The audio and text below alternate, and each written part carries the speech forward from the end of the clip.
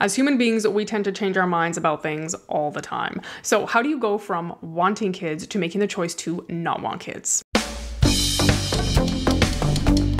Hi, child-free friends. I'm Hannah. Well, the irony is, growing up, I always wanted to have children. I wanted to be a mom, considered the possibility of being a single mom, because I wanted children so badly, and I thought I cannot live my life without having children. Oh my goodness, we could not be more different. I have never had the desire to mother, especially being a single mom. Hats off to all the moms that do it, or the dads that do it. I came to the UK as an au pair, and that was the nail in the coffin for me personally. I just realized through my experience that I liked the idea of motherhood, but not the day-to-day reality. I think she's differentiating between two really, really important topics, because the actual idea of being a parent and then the day-to-day work of being a parent are not the same thing at all. The experience ripped me from my cloud, from my fantasy cloud into reality, and I realized, no, that is not the life that I want to live. And other people might also say, well, but it is different when it's your own children. If you take care of other children, well, that's not the same as taking care of your own children. That's just not the same. And most of us have probably spent enough time with children to get a pretty good feeling for whether or not that is something that we want to have. I prefer to spend time with children in small doses. The lifestyle with children might not be the lifestyle for me personally. And as in, it's one thing to play with the children, to spend time with the children, to be involved in their lives. And it is another thing entirely to carry the whole responsibility of that human being. This is one of the points I tend to bring up with parents, and they say to me, oh, but you just get used to it. You just get used to being with someone 24/7. And that's fantastic if you want to experience that, but some of us really just do not want to experience that. I cannot be on 24/7 for children, and there is a lot of stress that can be involved with that. Stress like financial responsibilities. Children are so expensive, but also stress like homework and school, and ensuring that your children are equipped to deal with this well. I know that there are people out there and they love the idea of someone literally depending on them for all of those things. There are a lot of parents that are very fulfilled by that, but when I think about that, I don't view it as being something that fulfills me. But yeah, overall, it's your responsibility, and you're going to stress over the well-being of your child 24/7. And then also I realized, well, the energy level it requires to take care of a child is insane. Like, you can never switch off. And I struggle with fluctuating energy levels a lot. Other times I just need to sleep, I need peace and quiet, and just give me a book I can read all day long and not talk to anybody, and I'll be perfectly fine. I'm perfectly content and perfectly happy. I need my downtime, and children can be very needy. It's like coming home from work and you can't even catch a breath before the child jumps at you and already wants something and requires your attention and is asking you what is, going to be on the dinner plate, and then it's going to be annoyed because it's not what the child wants to eat. And I cannot imagine this life for myself. I'm not really sure about that. When I was with my friends and their kids were really, really young, their houses were so busy and loud and like chaotic. That's literally the word I would use. Some people just love that like busyness and the bustlingness of their house, and I just have never gotten used to that. There's also a lot of routine that goes into the life that you're going to create with your family. That sounds a bit weird, but as in, your whole routine will be built around the life of your child for 15 to 20 years, essentially. And I'm very bad with keeping to a structured routine. I like to plan my life along as I go, which is not the best method to employ with children, as they need structure and routine in their lives to strive, and can't just go on a spontaneous holiday trip, like to where, when. For many, many years, I was on very strict schedules because I went to school, from the time you're like a little kid until the time I graduated. Once I experienced that aspect of life that you can actually be a little bit more flexible and not everything has to be like super rigid and on a schedule, this is a breath of fresh air, honestly. And I think I still will always love routine to a point because I'm kind of just used to that, and I feel like I work really well under routine, but to be able to experience the opposite of that is totally amazing. Some people might say, but what if you will have this urge at some point to just settle down and live your life? You experienced everything, you went out, you did everything you ever wanted to do, and now you just, you're ready for the motherhood life.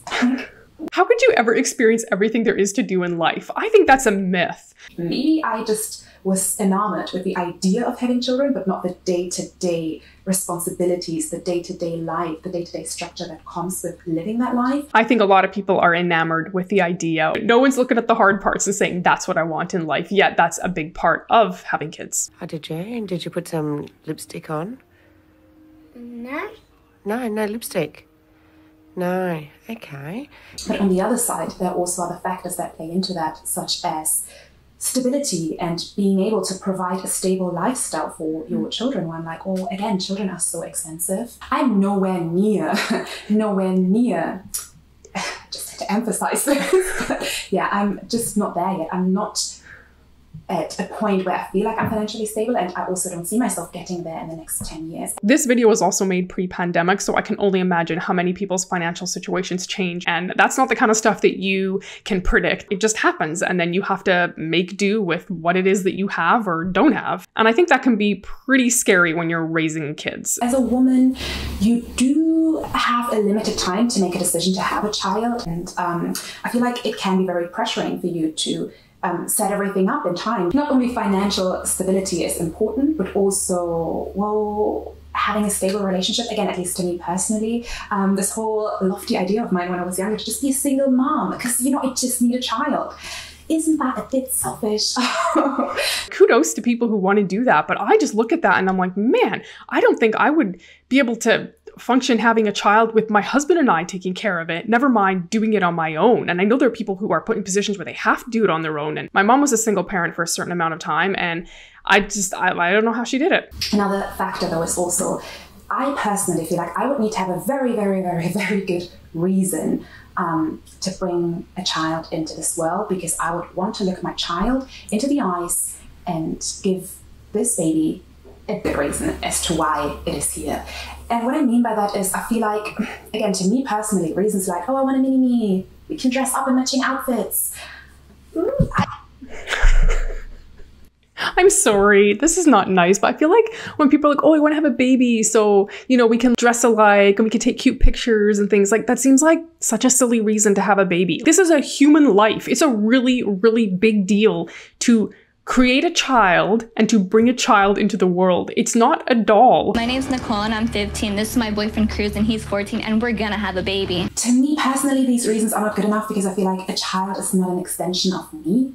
It's like an individual with, you know, their own individual experiences and opinions, and a child can turn out to be so wildly different from what you imagine, and you need to be fine with that. And also, well, you can't really return it if the experience turns out to not be what you want it to be. You can have ideas of what you think your kid is going to be like, but what if your kid is totally opposite of that? So many of these points that she's bringing up are such good consideration points before having a kid, and it always makes me wonder how many people actually think about this before they have a baby. It's not like, oh yeah, experience this for 1 or 2 years, it's not really my thing, so, and yeah. Some people might be like, but what if you actually love the experience? And I'm like, it's a living human being. Do you want to chance it? If in doubt, why make the decision to bring the child in? It's not like something to play with. It's another life. Yeah. You're not really left with a lot of options once you have a kid and you realize, oh yeah, you know what? This turned out kind of how I thought it would. Shouldn't have done it. Little too late. Again, personal preference. I totally respect if that is what other people want to do, and if that is important to them, if motherhood is important to them, I totally respect that and would never question their choice and the reason for their choice. That is just something that for me personally would not work. Most of us child-free people have spent so much time thinking about the things that she's talking about that when people come at you with those, but you're going to have regrets, or you're not really a real woman until you've experienced motherhood, or you don't know what love is, those don't hold water for us. It's easy just to be like, sorry, already made up my mind, not changing it, and I'm at peace with that. Especially in a world where everything is so uncertain, and where I myself am trying to figure out what is actually going on and where am I going here and what am I doing with my life. And I feel like the child needs guidance and security and the feeling of looking up to someone that can give them the feeling everything is okay. I know why you are here. Just, you know, the sense of just not like external stability, but also internal stability. We have so many options, and I think sometimes all these options paralyze us because we're like trying to figure out life, like she said. Years ago, life was kind of carved out for you. You worked on the family farm or you took over the family business. A lot of us have gone through trying to figure that out, and it's not easy to do. But it's just like I'm still trying to figure out everything myself. I don't feel like I'm always going to do that, which probably is also the case for everyone else. I don't really know, but No, it is. It what is. I'm trying to say more is that children require a bit of a sense of direction from somebody else. And if I don't even know the direction myself, what kind of direction am I going to give a child? Like, I don't know. Oh, this is so true. I can't tell you how many times I felt lost in life. I mean, I've had lots of plans for my life, and some of them worked out and a lot of them didn't work out the way that I wanted. I also feel like if I'd ever change my mind, which I am quite open to, I don't want to say I'm open to change my mind as in, yay, I'm waiting for it to happen, but I can just acknowledge that that might be the case. And I'm still very sure that I don't want to have biological children. I would probably consider foster care or adoption, because I also feel like there are already so many children out there. It's like, It's true. There are many, many kids that need love and care. And if people have that passion in their heart to do that for children, I think that's incredible. I feel like the older you get, the more you're being questioned in your decision as a woman. I feel like when I expressed that viewpoint a couple of years ago, people were just like, oh yeah, cool.